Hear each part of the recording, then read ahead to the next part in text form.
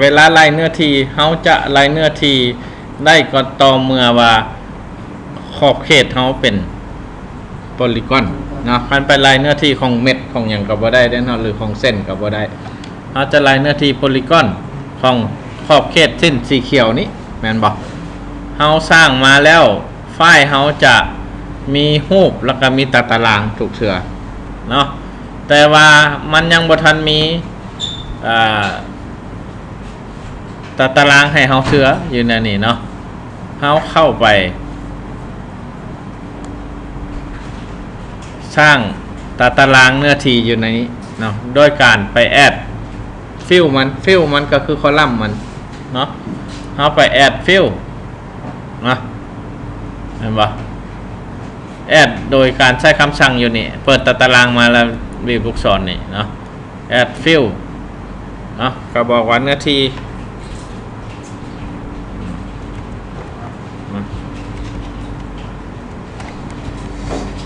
เราใช้รายเนื้อที่เป็นเฮกตาร์เนาะเปลี่ยนตัวนี้เป็นดับเบิลเนาะเพราะว่า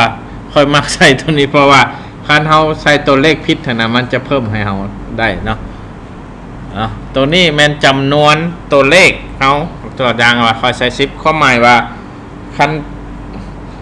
เนื้อที่เป็นล้านนะก็ถือว่าตัวเลขมี7ตัวหมายบ่ตัวนี้แม่นหลังจุดเฮาจะเอาเท่าใดเนาะเอา2หรือว่าบ่เอาก็แม่นใส่0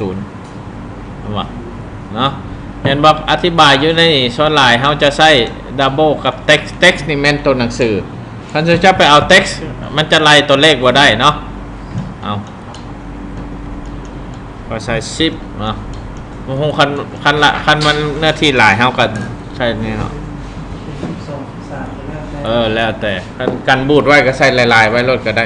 แต่ว่าคันเจ้าใส่ลายยาวหลายห้องนี่มันก็ยาวขึ้นเนาะถ้าท่านถือว่าเติมห้องเนื้อที่แล้วเขาก็ไปไล่น้อยด้วยการคลิกเอาวงขวาใช่นี่นะไป calculate geometry อยู่ในนี้มันวะนะแล้วก็มันบอกว่าเขาไล่เนื้อที่เป็นหยังเขาไปไล่เนื้อที่เป็นเฮกตาร์นะวะนะหรือว่าตารางเมตรหรือว่าไม่หยังก็แล้วแต่หัวหน่วยช่วยเจ้าอยากไล่อยู่ในนี้โอเคออกมาก็ถือว่าอันนี้เนื้อที่ของเฮาแม่น243เฮกตาร์ครึ่งเนาะถือว่าแล้วรายเนื้อที่อันนี้มันเนื้อที่ของขอบเขตนี่